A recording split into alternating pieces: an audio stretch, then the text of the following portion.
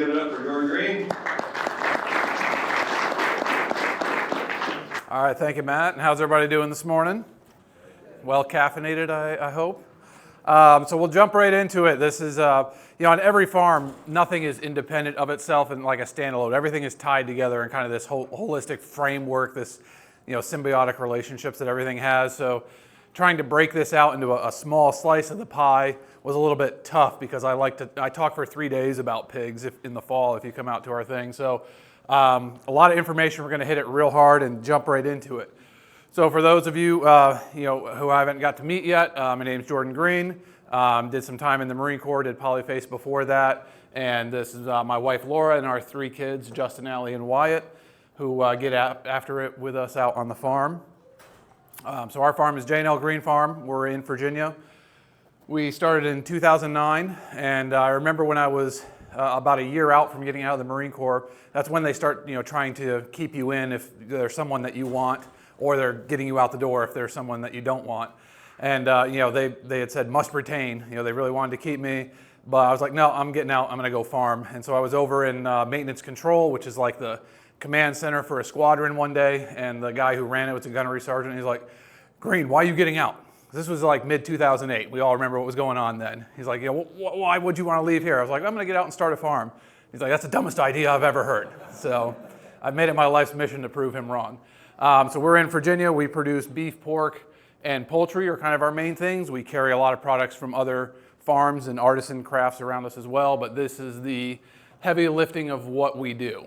And so specifically to turkeys, the Shenandoah Valley is kind of the birthplace of the turkey industry with a guy named Charles Wampler Sr. way back in the day.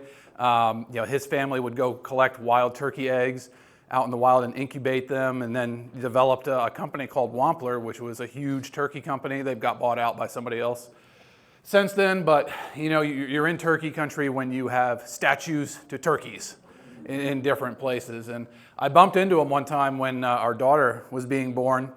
He was like in his late 90s, and he was a volunteer at the hospital. And so someone introduced me to him. I'm like, oh, hi, how you doing, Mr. Wampler? And we started talking about things, and I was like, yeah, we run turkeys on Pasture. And he got this real far away look in his eyes. He's like, yeah, that's how we used to do it. And back in the 50s, that's what they would do. They would start turkeys in houses, and then they would put them out on these big pastures for the rest of their life. And they'd have like 10, 15,000 turkeys out on these fields. So inside of our business, we kind of have 5 things that we evaluate any enterprise with. These are kind of our keys for success. This is overarching for the whole operation and then into each enterprise, that we want to have simplified systems, complementary actions or enterprises, scale efficiency, and then knowing costs and pricing power. So for today, we're really going to talk about 1 and 2 with simplified systems and complementary actions. The other 3, that's another day, another conference, another talk. So we'll start first about turkeys. Growing up on polyface back in the day, learning how they were doing their systems, and then visiting a lot of other farms, started to notice, and even when we started ourselves, that you've got the egg layers over here, you've got the pigs over here, you've got the ducks here. Each one has a different fencing setup with them, so you have all these different sets of fencing. And that really kind of to back in and conflict with our principle there of keeping it simple. So this is where we started evolving these complementary leader-follower systems. So we'll start here with the turkeys on how we start them out. We use sea containers for brooders. This is a connection we had to get these things for cheap, and for several reasons. One, our main hub farm is a leased property, so we don't want to have a lot of permanent stuff in the ground.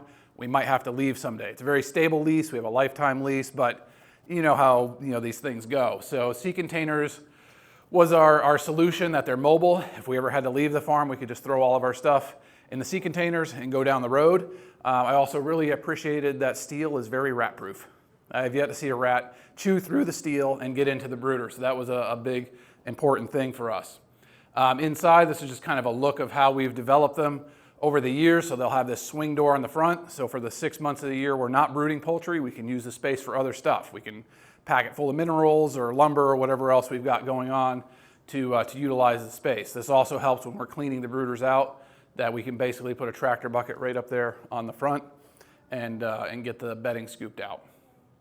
So we're starting turkeys. We're picking them up directly from the hatchery down in Lewisburg, West Virginia. Avigin, which is a global turkey company, we're getting what's called off-sex birds. So they have breeding lines to produce the butterball. So we're getting males from their female line or females from their male line. Helps keep that poult cost down, and we're picking them up directly from them the day they hatch. So it's kind of how we're starting them. Drinker lines, we use infrared electric heat instead of propane. Again, going back to that principle of simplified systems, we already have power going to our brooder. Why do we want to have a whole nother set of infrastructure in there for propane? So we use electric for everything. Just some of the birds getting started here, a couple days old, doing their thing, being turkeys. So for turkeys, we will hold them in the brooder for 5 weeks, and then they go out to pasture. Right now, we will put them out into a Salatin-style tractor. We have a legacy fleet of these. We built about 50 of them back in 2009, 10, and 11, and we've been using them since then. As they're starting to wear out, though, we are replacing them with a different type of shelter that I'll show you next. But for now, we would put the turkeys out on pasture in these for about the next 4 weeks. So 5 weeks in the brooder, 4 weeks in some type of shelter. Keeping them in smaller segregated lots kind of helps them with piling up. When they first get out, you might get a cold night or something like that. If you had all 1,500 of them together or something like that, you'd have an issue. So it helps keep them split up a little bit. This is what we're going to now. This is a pen that we prototype built 3 years ago with 2 of them. We call it a DPRC, so it's a dual purpose range coop. Again, another talk, another day, but we use these for pigs in the off season. So for poultry, we're running broilers in these primarily. We'll do some turkeys in them as well. And then for the off season, we're using them for piglets and feeder pigs. So we're splitting that cost across 2 different enterprises with one structure and getting year-round use. What's the size? These ones are it's a 20 by 20 carport. With the additional frame coming out the bottom, it makes it a 24 by 20. We've now we're building 6 more this year, and they're going to be 28 by 20. So we're going a little bit longer with them to have a little bit more space to kind of help what we do with broilers. Is that after the Salatins or instead of? This is what we're transitioning to. Yeah, so we have some of both right now, but as the Salatin style pens are wearing out, we're stripping the aluminum off, tossing them on the burn pile, and we're converting over to these. So these are a little bit more expensive on a square footage basis, of course, but the trade-off is we can use it for pigs for the 5 months of the year that we're not doing poultry, when we need actual shelter. Small feeder pigs, they're fine spring, summer, and fall out in the woods or on the pasture. But in the winter, if you can put them under a nice carport, in Virginia, our winters are 35 degrees and raining. That's what our winters have become over the last 5 years, and it completely sucks. So keeping those pigs dry is real helpful. All right, so after the poults have been in the pens or the MRCs there, we are going to start training turkeys. And it sounds a little weird, but you can train turkeys to electric fence. They have a very small brain, so it's very baby steps to move them along. But we want to use a similar process to what we're using with the pigs. So this is essentially the same setup that we would use for training pigs to fence, that it's a hog panel enclosure. So we'll build it right next to wherever the pens are, and then we'll just lift the pens off the turkeys. Instead of trying to grab them and pull each one out, we'll just take the pen off, and they're all just standing there like, what happened? And then we'll just herd them over into this enclosure. And what we're doing is putting them through a training regimen of, with a hard enclosure like that, they're learning that barrier is impenetrable. They cannot go through it. They can't walk over it like they would with a net. This is hog panel, so they're not going to be able to get over it. But again, we're using broad-breasted whites, so they really don't fly anywhere. Imagine if you tried this with a bronze or some of the more heritage breeds, they're going to be in the trees by night. But these are for whites. True. So we'll have them in here for about 4 days to a week, and we're training them to a single strand of wire inside. We're setting that about breast to neck height. So when they walk up to look out the fence, it's going to catch them kind of right at the base of their neck. There's not a lot of feathers there as well, and they'll get a good pop on it. And some of them will stand there and get shocked like 6 times before they figure it out. And jump back in, and hopefully everyone gets with the program. All right, so again, simplified systems, keeping everything organized. One of the main most important tools we have on the farm right here. He's been a long-time employee. We have several of him coming up in the works. This is Steve. So Steve's an acronym. Has anybody heard of Steve before? All right, so Steve, it's an acronym for the Simplified Transporter of Everything Necessary for Efficiency. So STEVE. All of our nets go on here. We don't put the rebar on anymore, but anything that we need for the nets will be in the ammo can up there. You can see we've got a hammer up here to hammer in the nets. So it simplifies it for any of the staff that all I have to tell them is go get Steve, and they know exactly what it is, and they can go get it and bring it over to wherever we are. And it keeps all of our nets organized. How many of you have had nets on the ground with a set of poultry, and 2 months later the bush hog finds it? I got left behind. Yep. And then you're there cursing at the bush hog and whoever left the net there. Usually it was me that did that. So we don't ever want folded up nets to be ever on the ground. We don't want to leave them behind anywhere. They get lost. They get grown up. Stuff happens. Heaven forbid your hay contractor finds one with his brand new disc bind. Then it's going to be a big problem. So everything goes on one of these, and this allows us to move however many sets of animals we have on the farm. We only need this with the one extra set of nets on it. So when we move them, we'll break down the old paddock, it goes back on here, and we move to the next spot. So that's Steve.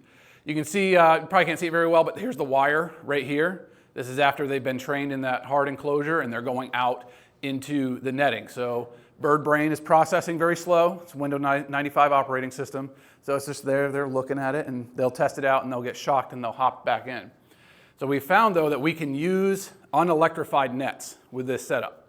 The internal wire is the only thing that's hot, and it can stay very hot because it's one strand of aluminum wire, and so we can get a 10 to 12,000 volt charge off of it with like a 1.2 joule charger from Premier. And we're not worrying as much about the net grounding out on the dirt or the grass in the morning or any of that other stuff.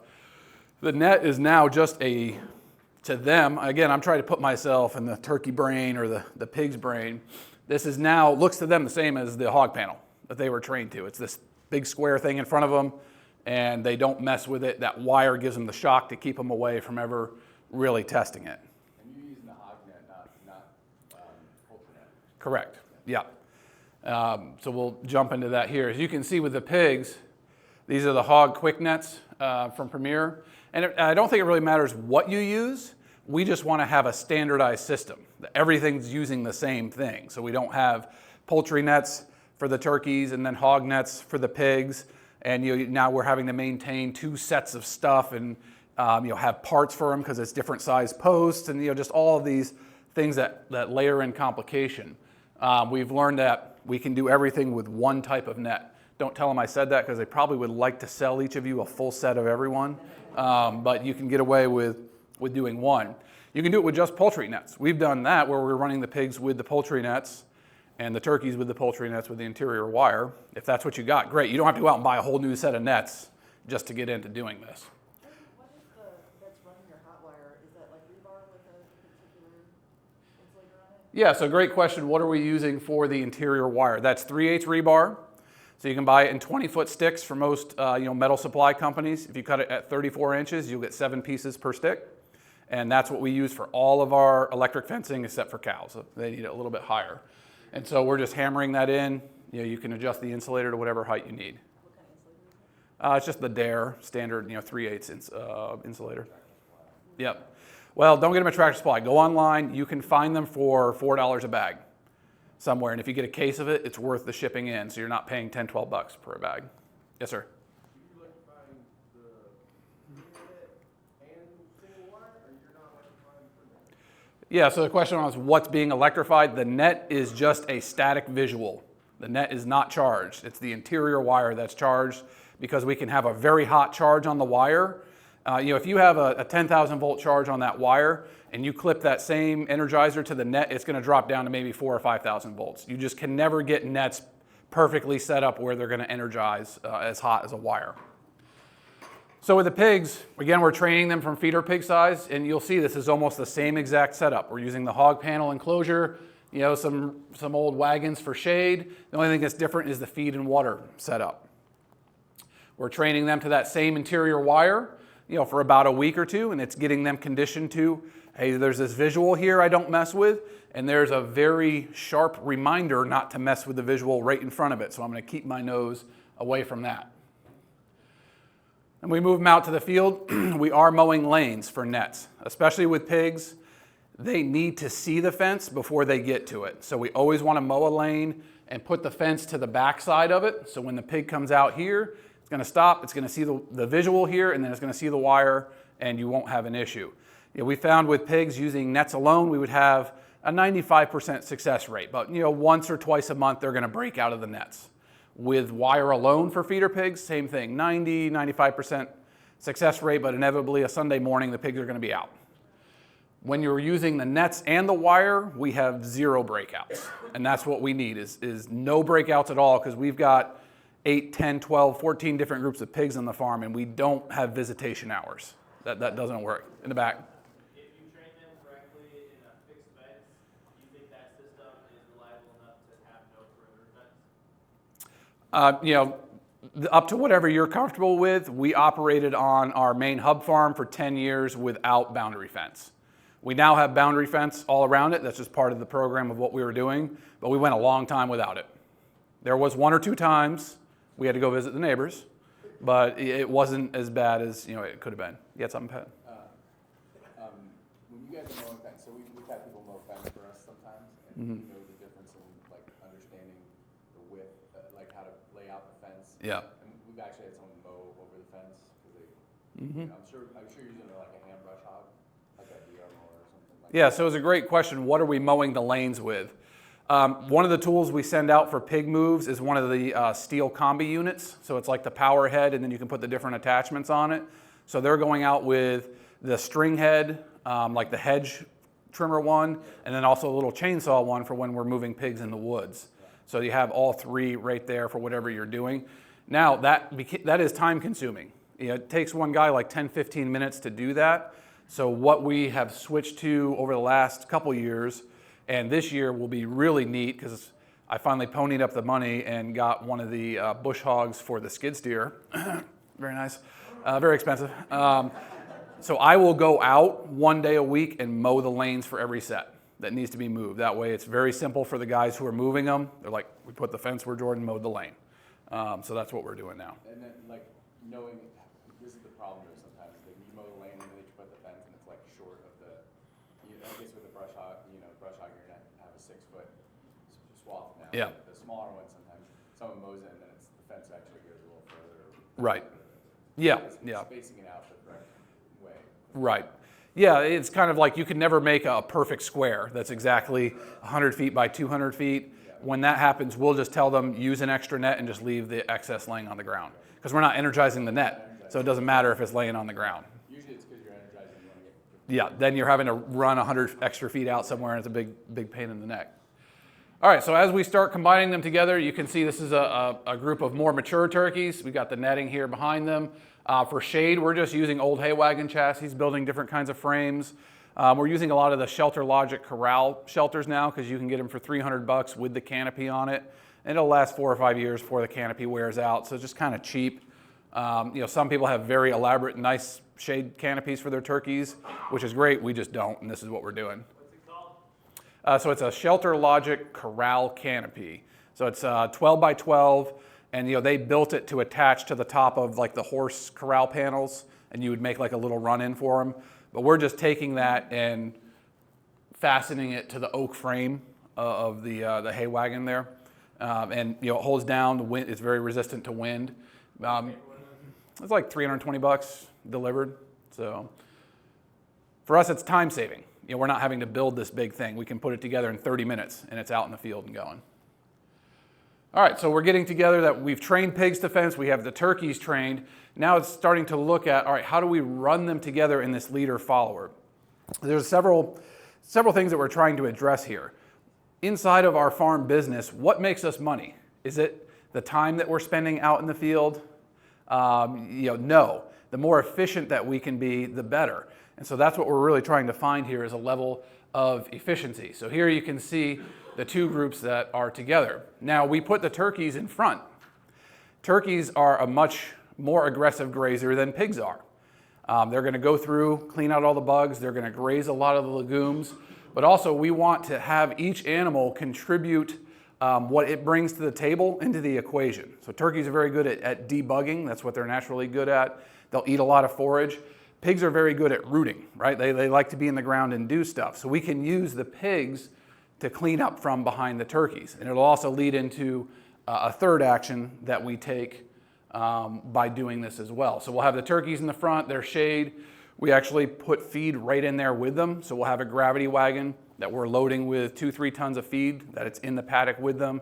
So we're not taking feed in and out every day and hopping over the fence. Just so, whoever is taking care of them can hop in, pour the feed out of the bottom, feed all the turkeys, and we're good to go. Why not use a hog feeder type feeder instead of the small truck? We've thought about doing that. My concern is it's not enough linear feed space. That you could have 1,500 pounds of feed, but you've only got 8 feet of total feeder space if we were to use a hog feeder. So especially when you're feeding the turkeys, they all like to have a ton of space to get around the feeders. What feed are you using for your pigs and your turkeys? Are they the same or are they different? So the question is, what feeder are we using for the pigs and turkeys? For turkeys, we found a bunch of the old range feeders. So they're 8 feet long. They'll hold like 6 buckets of feed each. These were designed for turkeys on pasture. We got a deal on these somewhere. I think we paid like 20 bucks a piece for them. If you try to buy them new, I don't even know if they're made anymore. But the key is you want to have volume and linear feed space. For the pigs, you can see here, this is an IBC feeder that I developed several years ago. That with pig feeders on pasture, there's a lot of issues, and all of them are very expensive. The ones that are out there. So we built all of our feeder pigs are on these IBC ones, and they're running like 400 bucks to build it out. So that's what we're using for pigs. All right, so how do we actually move them? Who's moving animals in nets on pasture on their farm? All right, so about half of you, some aren't. This will save you a lot of time and hassle. So we have Steve, sitting somewhere with the extra nets on. He comes out to the pasture when we're ready to do a movement. So every 3 days, 3 to 4 days, we are moving this entire setup. So we have the turkeys sitting in here, going back a slide, you can see the turkeys are in front, the pigs are here behind them. We're moving across the field this way. The size of your paddock is going to depend on how many animals that you have in there, how many turkeys you have, how many pigs you have, how old they are. We always size our paddocks by how many nets are used. So I can tell the guys, hey, we're going to do 1x2s or 2x3s. That basically means 1 net across, 2 deep, or 2 across, 3 deep. However you want to set it up. The biggest we've ever had was a 3x5, which was a massive big paddock. But for this, we're going to do a 1x2. So you're going to set up, there we go, your new paddock in front of the turkeys. So you're taking the nets off of your four-wheeler, or if you have a Steve or whatever. You're going to set up your new paddock. You have not opened the rear paddocks yet at all. You want to have the new paddock completely set up and contained before you start moving animals into them. You never want to have open space when you open an old paddock into a new one, because that's immediately what they're going to go to and get out. So we're going to set up the new paddock in front, set up the nets, set up the wire, have it ready to move the animals over. We're then going to proceed to move the turkeys into the new area. So we'll open this net in between the new paddock and the old paddock. Now it's 1 net. We're not doing a double net there. Each paddock is connected to the old one. So it's cutting down the numbers of nets that we would have to set up. The turkeys are going to move into the new area and be closed in. So we'll open it up. We're not worried about getting all the animals over right away. We'll let them drift in as they want to. Turkeys usually want to go right in because grasshoppers are there, crickets are there, fun time. But we'll open the net up. We'll move their feeders over. We'll move the water over. We'll move the shade over. And then the birds will kind of trickle over, as they want to. There's always a village idiot that we'll have to round up at the end, and get him in there. And then we'll close it back in. That way they're completely in there. The old paddock is now completely empty. Now we're going to open up the net between the turkey and pig paddock, and we're going to move the pigs into the paddock that the turkeys just vacated. And the same process. We'll open it up, move over their feed and water, move over their shade, get all that positioned, collect up the village idiot, get him in, close it up. And now we have both sets of animals moved into a new area without ever opening them up to each other or to the outside world. And then all we have to do is break down the old paddock, put it on Steve, and continue on with the plan of the day. So we can go move more sets of them or go and, chill in the house, whatever we got going on. I'm sorry? What does Steve stand for again? So it's simplified transporter of everything vital for efficiency. Sure. Yes, ma'am. How long is your rest period? So great question. How long are they in the paddocks and how long is the rest period? So we are doing this on a 3 to 4 day movement, which means any one spot is going to have animals on it for 6 to 8 days. It'll have the turkeys first, then the pigs. That's only happening one time a year on that pasture, because we're putting a lot of manure down with the turkeys, you're putting a lot down with the pigs. A lot of times, the issue with rest and recovery on a pasture is not, it shouldn't be so much as when does the forage recover, it's how much nutrients can the soil assimilate in a year. And especially with pigs, when you're running pigs over pasture at kind of the stocking density of 10 per acre or 2 sows per acre, you're putting down a lot of manure in the space of a week. You're putting down like 75 pounds of N, 40 of P, and like 15 of K. So you have to manage your manure load on the soil and keep that in mind as much as the forage recovering itself. So you could do it multiple times per year, but you're going to run into a lot of excess nitrate, a lot of excess phosphorus if you do it over and over again. So this is one pass in any particular spot on the pasture per year. Yep. Your 3 days of the pigs being there, how much damage do they do, and do you have to throw any reseeding? Do you have to do any leveling? That's a great question. You're 2 slides ahead of me, so we'll be right there. Yes, ma'am. How do you move, Steve? So you can pick it up and just put it in the back of the gator, but we move it with the tractor. So we have a tractor to move all the stuff over with a set of pallet forks in the front. So we just pick it up with that and scurry it around. Are you immediately taking down the rest area and putting it in front of the turkeys then, or are you putting it on Steve and bringing it all over the farm? It's going back on Steve. Yeah, so the question was, what are we doing with the old nets?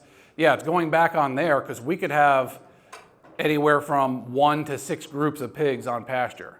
So instead of having an extra set of nets for every group, which is very expensive on infrastructure, we only have 1 extra set for everybody. And we have extra nets in the barn and stuff, but we're only using an extra 6 nets at a time. And we can go around and move every set of pigs just by rotating that 1 extra set. And are you moving each set? Are you moving all the sets on one day, or are you moving like 1 set a day? That's really more of a question of what works for your management. So, how are we moving them all in one day, or are we kind of spreading it out? For us, we have a lot of part-time staff on our farm, people who have real jobs, but they want to work on the weekends. So Saturdays are move day for us. Almost all of our pigs get moved on Saturdays because that's when our weekend guys come in. But if it's just me and Laura and the kids, we might space it out. Instead of having a day where we're moving 8 sets in one day, we'll do chores, maybe move 1 or 2 sets and not wear yourself out in one day. So it's whatever works for your context. The key is to get them moved. It doesn't matter when it happens. 14-minute warning. Oh, Got it. All right. just real quick, you're using aluminum, and so you're pulling it up on an electric. Yeah, extension cord reel. Instead of using like polywire or like. Right. For any particular reasons, is price and conductivity? Yeah, so great question on what kind of electric fence are we using. The debate is out there, polywire, aluminum, galvanized. It's whatever works for you. For us, we're using aluminum and we're putting it on extension cord reels because they're $6 a reel. And when they inevitably break, you can just backwards wind the fence onto a new spool and throw the old one out instead of going through these $40 or $50 nice geared spools that inevitably one of your staff is going to drop off the four-wheeler and it's going to get run over and broken anyway. So just keep it cheap and keep it simple. All right, moving on here. So your question about disturbance. What is the level of disturbance that we're looking for? And this is where it starts getting really cool. For us, this leader follower is about a lot more than just turkeys and pigs. The turkeys are putting down a layer of manure on the ground, but they tend to have campsites, right? Wherever the turkeys sleep turns into a manure hole. The pigs are coming in, we're using them to break all that manure up. Because if you have big groups of turkeys on pasture, you'll start getting capping wherever they camp out for the night. And so with the pigs, we're busting that up. They're going to till all that up, any of the spilled feed. Turkeys can be a little messy with feed. They'll spill some out. Pigs are going to clean all that up too, and they are going to disturb the soil. Now, the level at which they disturb it is really predicated by how moist the soil is, what your soil type is, what type of year, what time of year it is. So it's going to differ farm to farm, and that's where individualized, contextualized management is the answer. There's no book of you got to move every other day. You can move once a week. You can move every 10 days. It's what works best for you, for your grass, for your soil, and your animals, and you got to figure that out kind of on your own. But for us, this is a paddock, probably 4 to 6 days of disturbance from pigs. And that's kind of what we're actually looking for, that level of disturbance.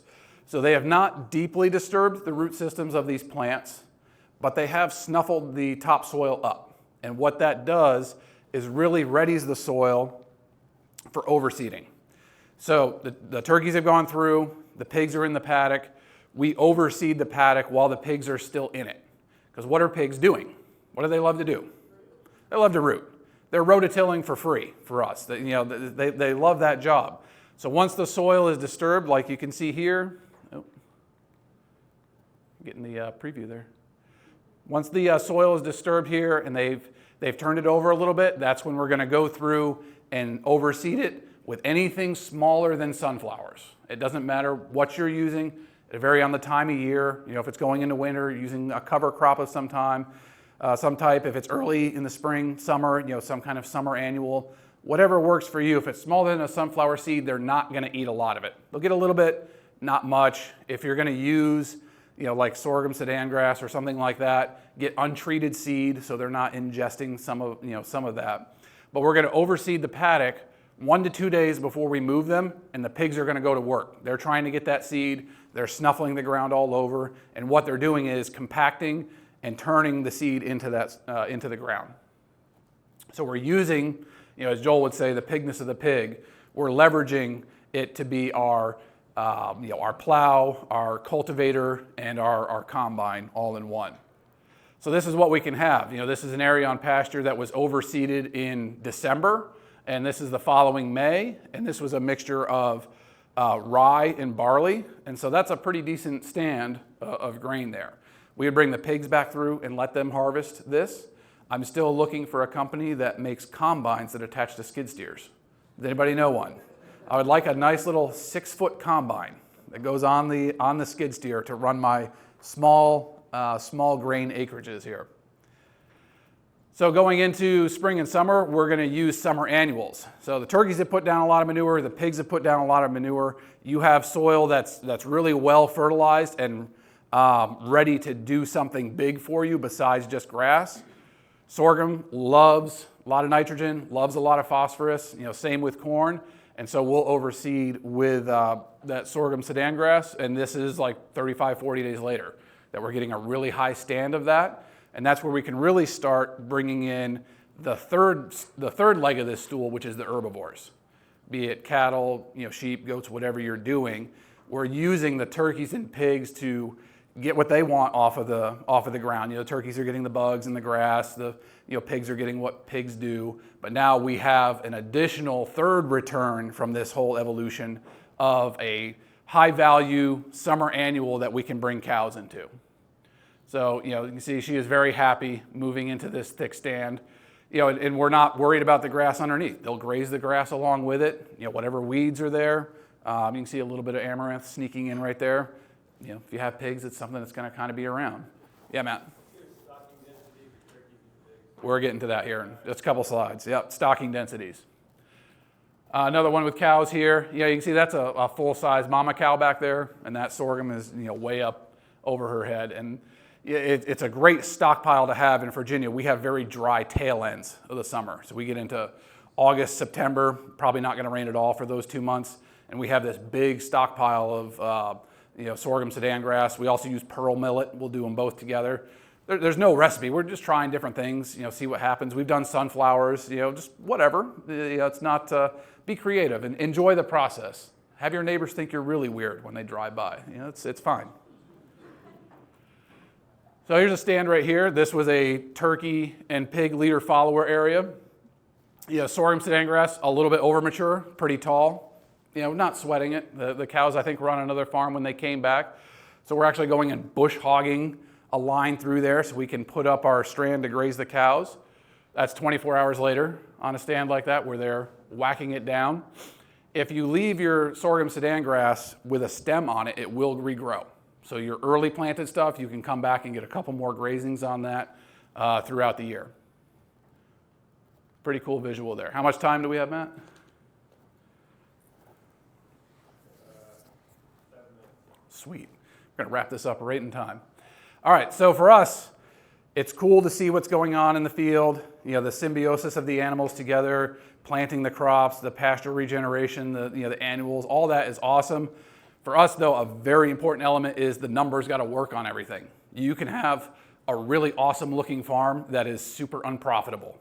So everything we do has to be profitable. It's got to have a return on the effort we're putting into it. So we always look at stuff by the numbers, and evaluate it. Is this extra management that we're doing actually yielding anything positive for us besides this is a cool looking farm? So these are some of our stocking densities. So turkeys, we're starting sets of 500, putting 400 to 450 out in the field. Yeah, brooder mortality, it's going to happen if you have turkeys. Pigs, this is going to be a 60 to 80 head set of feeder pigs that will be with them. And then paddock sizes, we're starting with the 1x2s, so 100 feet by 200 feet, 20,000 square feet, back of the envelope math, half an acre, okay? And then we'll go up to 2x2s as necessary, so it's basically a little under an acre in size. And if we're doing bigger groups, we might even try it bigger. Again, let's be creative, try things out, see what works. So acres covered, this setup is going to cover about 8 to 10 acres of ground. We're getting to that next. Yeah. All right, so looking at labor, this is where it starts to make a lot of financial sense for us to do something like this. Turkeys are going to spend 8 weeks in the nets, typically, sometimes maybe a little bit more if we want lighter carcasses, a little bit more if we're going for heavier. And if we're moving them every 4 days, that's 14 moves in 56 days. It takes 3 man-hours per move. So if it's one guy doing it, it's going to take about 3 hours to move a set. 2 guys, hour and a half. If you got 3 guys, you might get it down to a 1 hour evolution. You have a lot of variables in that equation. But we've got 42 hours. Who here is calculating their labor at less than 25 an hour? Good. Nobody. If you're not calculating your labor costs at least 25 an hour right now, your business is losing money. Like you have to keep that labor, whether you are paying people or paying yourself, it's got to be at a respectable level. For us, when we have conversations about hiring in our company, we compete with the trades. We're competing with construction, home builders, plumbers, electricians. That's the labor pool that we're trying to pull from for our farm, and so we have to pay a commensurate amount to attract that caliber of people. Are you factoring in taxes, payroll, insurance? Yes. Yeah. Right now, we're starting people at like $17 to $18 an hour if they're hourly people, and then we have salaried staff. But that's kind of a different equation. All right, so the pigs would have 14 moves over the same period of time, basically the same amount of time per move, 42 hours. So total individually, if we had these 2 groups on pasture in different corners, the pigs are over there, turkeys are over there. Over that 8-week period, we're going to spend 84 hours, man-hours of labor to move both sets. Everybody jiving with how this works? All right, this is where the magic starts to happen. Individually, we'd have 28 moves, 84 hours, etc. When we do a leader-follower, we've automatically cut it down to 14 movement evolutions. So what takes a lot of time, if you've got a field half an acre away from the front of the farm, or half a mile away from the front of the farm, what takes a lot of time in your movement evolution to accomplish? Getting all the stuff together and getting back there. You got to go find the hammer that's not on the gator for some reason for the 6th time this week. You got to find all the tools, get them loaded up, and get back there. I've found that for us to, from the time that we're standing in the parking lot to starting a movement evolution is 30 minutes. We're spending about that much time for everyone to get their stuff together. Billy's got to run to the porta-john real quick. Susie's got to fill the water jug. So it's taking 30 minutes to get out there already. Well, if we're out there and we're doing 2 moves, no one's running back for extra tools or extra water. We're already there. We're moving 2 sets at the same time. So it's taking what would be 3 hours each, so let's say 6 man hours. When we're doing it together, it's only 3.5. So we've become very efficient in our movement time just by having a leader follower. So it's cutting it down. We're going from $2,100 in labor costs to around $1,250. So for each cycle of the turkeys being out there with the pigs going along with them, by doing this, we're shaving 35 man hours off, which is saving the operation, $875. Now, no business is living and dying on $875, I would hope. But when you start adding this up and compounding it over the entire season, it does start adding up. Where it really is cool for us is when we start looking at cattle. This is where it all comes together. Turkeys and pigs are instruments of fertility. They are bringing fertility into the ground. And by running them through there, it doubles or triples our stocking rate per acre on that ground, where we can have the sorghum and the millet above our baseline grass forage. And so who here's cow guys? Where's my cattle guys? Okay, we'll have a discussion afterwards about all this. It's equating roughly 200 pounds of additional gain per acre above our baseline. Our average beef retail price for us is around $14 a pound. So if we were just to calculate off our additional gain, you can kind of see there. And our seed cost, labor cost to actually move the turkeys and pigs, which is actually being picked up by them, not the beef, but we'll add it in here. I don't like to overshoot numbers and paint too rosy of a picture, so we'd keep it kind of conservative. Our bonus net, just by our management action with turkeys and pigs, is adding $650 an acre or $5,800 per cycle on those acres to the beef enterprise, which has nothing to do with the turkeys or pigs, except that they're grazing the forage after the turkeys and pigs went through it. So that really starts to compound, that if you've got, say, 4 cycles of turkeys that you're doing a year, you just added over 20 grand to your net, not your gross revenue, but to your net, just by combining those 2 animals together and using the turkeys as a fertility tool, then using the pigs as a ground disturbance tool to get your seed in the ground without having to pull the drill out of the shed and run around the field all day. You literally can spread the seed by hand. No tractors are necessary. What's your seeding rate? Is it heavier than they're going to tell you to broadcast at the seed warehouse? Yes. I think I put it in here. No, I did not. I think we're running about double to triple the seeding rate that's recommended. It's hard to do when you send someone out with half a bucket of sorghum sedan. You're like, hey, there's a little spin seeder. I want you to run around in the seed. When it's the expensive stuff, I kind of tend to do it. I'm like, that's 120 bucks a bag. I'm taking care of this one.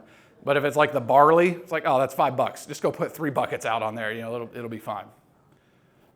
All right, so everybody good on this? Need to see it for a little bit longer? All right, so like I said, that was going to be hard and fast with the info there. But as you can see, when we start putting animals together and leveraging their unique abilities that they have, with the turkeys, they're a very aggressive grazer. They're going to get the forage down. They're going to eat all the bugs. The pigs are going to stir in the seed for us. And then we can follow that with the heavy lifters, which is the cattle operation. And they're the ones that are always going to have the best return on anything you do with forage, is always going to be the herbivore. So we're putting all 3 of those together with a simple management step that we're taking.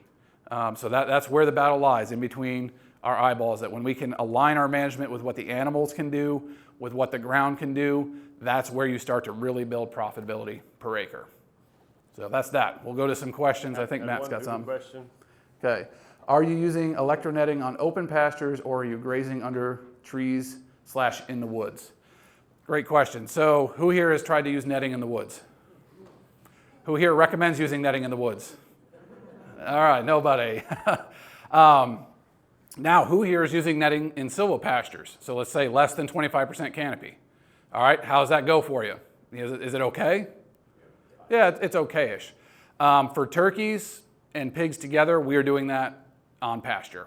Now, we are running pigs in silvopastures with nets, but there's no turkeys in that equation.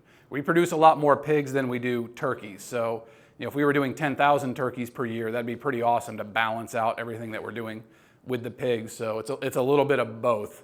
In the field with turkeys and pigs, just in the field. But we do run feeder sets of pigs through silvopastures and use the same setup, nets with an interior wire, to contain them in the silvopasture, and that works really well for us July through September when it's really hot. I mean, we get 100 degrees in Virginia, super humid. Those pigs definitely love the shade of a silvopasture instead of being out there sweating. So, in the back. For your permanent structure where you train your turkeys, are you also using that type of, you just have like one structure that's always there that you train turkeys to? Yeah, so for our training pens, we literally have an old hay wagon with 30 to 40 hog panels that are just thrown on top of it, and that's what we train all of our pig sets with, or the turkeys. It's the same exact setup for each group. But you are moving that around. Yeah, different spot each time we set it up. Yep. Training groups are very hard on the soil. One more quick question. We got to get the next talk in here. Right here. What breed of pigs do you have? All right, so what breed of pigs are we running? Everyone say your favorite breed of pigs real quick. There you go. Everybody has their favorite. The important thing is to use what works in your context. And usually it's going to be a pig that is raised in as similar a management system to what you want to do and as close to you as possible. So for us, we're doing a Duroc Hampshire cross. That might not work for the guys who are in Idaho or in Florida, and you can get a whole conversation about carcass yields and grow outs and conversion of all that, but I like the more heritage ones and stay away from the lean, rangy ones, but it's what works for you is what's important. Thanks, Jordan. All right, thank you.